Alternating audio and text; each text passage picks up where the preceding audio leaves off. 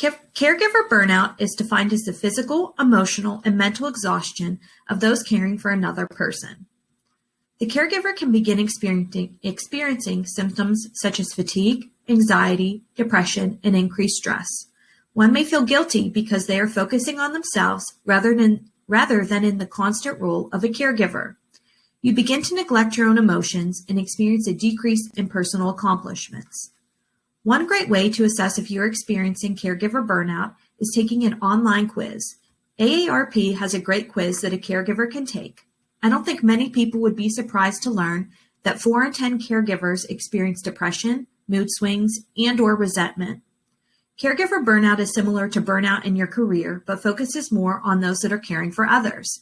If you're taking care of a sick relative at home or working in long-term care or a hospital, you can experience caregiver burnout. I have come into contact with many caregivers that are experiencing burnout. They display a cynical attitude and often forget the reason why they chose to take on the role of a caregiver. Nursing homes represent one of the largest and most rapidly growing areas to provide care for the elderly, putting those staff members at a higher risk for caregiver burnout. If you believe you're experiencing caregiver burnout or plan to enter the field or care for a loved one at home, I'm going to talk about the steps you can take to get back on track or prevent future burnout.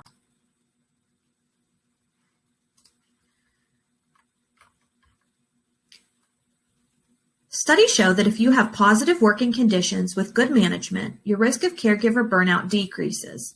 It's important to feel valued and appreciate in what you're doing. If you find that you're not getting that support, talk to your supervisors about what steps they can take to improve your environment.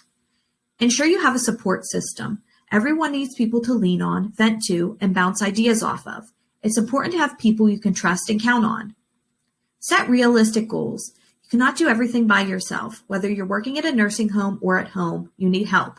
Ask your coworkers to help with certain tasks that require more than one person. Use good time management skills, and utilize outside agencies to assist with things such as meals.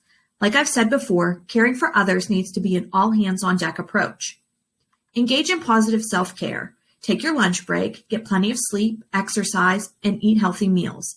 Have your hair done or buy yourself a nice outfit. It's important to take time in things that are just for you. By practicing this self-care, you will turn out to be a better caregiver. Self-care can also mean talking to a therapist. Having a neutral person to talk to about how you're feeling can be extremely beneficial. If you feel like you may benefit from therapy, research professionals around you and find the one that best fits your needs. Setting boundaries. Financially, it may be helpful to pick up extra shifts at work. Mentally, it can take its toll. It's good to be a team player, but if you're not able to do the best job you're capable of and feel confident about it, then it may not be wise to work more than you're assigned. Boundaries are important when caring for others. It's in our nature to want to solve problems as much as it is to care for others. We often take on these extra responsibilities without thinking about how it will affect us. Be clear with what you can and cannot do and ask for help. When I worked in an inpatient psychiatric facility, each month they would offer a support group for the staff. This gave the opportunity for the workers to process feelings about difficult situations, obtain support from staff and coworkers, and receive feedback on how things could be done differently. I'm a firm believer in the workplace offering groups like this to staff. This helps with cohesiveness and helps the staff feel supported. If you're caring for a loved one at home, look into support groups with local agencies. I know our area offers a dementia support group, which is great for caregivers to learn and share their experiences with others. Piggybacking on that, it's important to educate yourself with the illness that you're caring for. Doing research and learning is going to help you understand why a person is doing what they're doing and what to expect when caring for the individual in the future. If you're caring for multiple individuals, having a general sense of various diseases and feeling comfortable enough to ask staff about potential progression is important. Oftentimes, we can become frustrated and expect an individual to do things that when their disease, medications, or mood could impact their ability to participate. When doing research, I learned that those that provide person-centered care compared to those that do not have a decreased risk of caregiver burnout. Remember to treat each patient as an individual. You cannot expect to give all care the same way. That would be like me providing the same type of therapy to each person and expecting the same outcome. People benefit from things in a different way, and care should not be cookie cutter.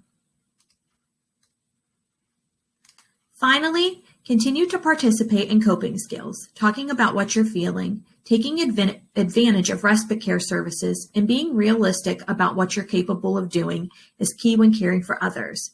You cannot take care of others unless you're taking care of yourself first.